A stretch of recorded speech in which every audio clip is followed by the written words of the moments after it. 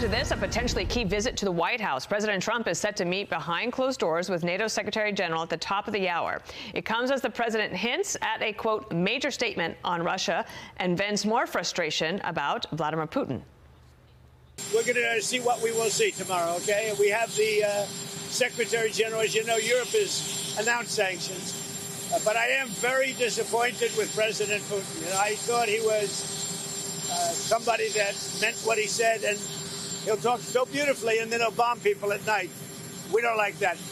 Joining us now is retired General Jack Keane, a Fox News senior strategic analyst. And, sir, what do you expect this major statement to be?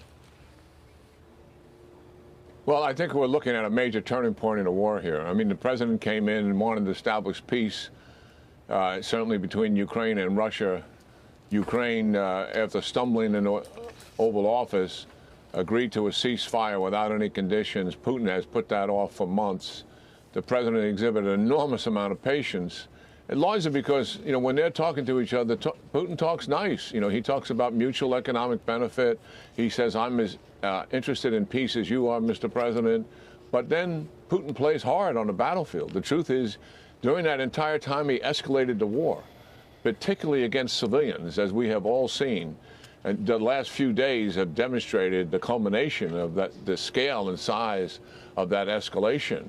500-600 things flying in the sky, largely against civilian targets. So the president is frustrated. Putin wanted him to get frustrated. And he wanted the president to pull away, Dana, and stop supporting Ukraine just out of frustration and leave it alone. But that's not happening. While he achieved his goal in frustrating the president is not pulling away. He's actually going to turn the war around somewhat here, because he's going to do two things. One, he's going to increase military assistance, let the Europeans buy our weapon systems. They have the money to do it, and they're either going to let Ukraine buy them from them, or they're going to give them to Ukraine. So we're going to upgun Ukraine's capability. And believe me, Putin pays serious attention to battlefield effects, because that is where his head is. And we're also going to authorize the Senate and eventually the House, and the Europeans are going to do the same in terms of some pretty tough sanctions, particularly on those who are buying Russian oil. That's China, India, and Brazil.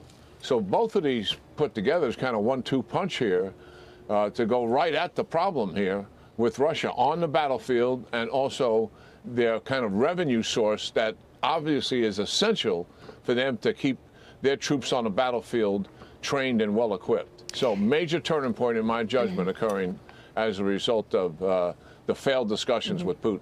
And would the goal for Zelensky and his military be to push Russia back, or at least at first try to protect civilians from the onslaught from the Russians?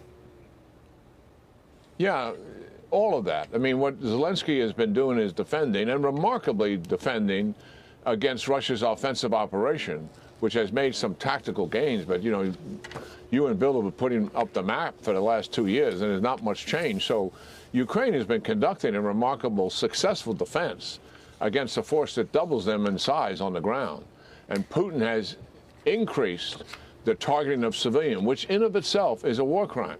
And he's increased the kidnapping of children and moving them into Russia, somewhere in the neighborhood of 20,000, which is just horrific when you think of something like that. So, yeah, what is he doing and the focus on civilians? He wants to break the will of the Ukrainian people and undermine their support for the government and for the war, that they throw their hands up and say enough is enough. And that would force Zelensky to go make major concessions to the Russians. And that's not happening because the Ukrainian people are steadfast. They are still supporting Zelensky. Would they like to see a peace agreement and an end to the war? You betcha. But they're not going to do it on Russian terms. Could I ask you one last question about this? Because as the president gets ready to make this announcement in the next hour, China and at least certainly North Korea has been helping Russia, at least with soldiers. China's involvement here, how does the president see that? Well, China's involvement has been very comprehensive. Initially, I think it was not well understood how comprehensive it is. Short of providing an actual weapons platform like an artillery piece or a tank, they provide components, they provide the minerals, the chemicals, They are helping to finance it, obviously, by Russian oil.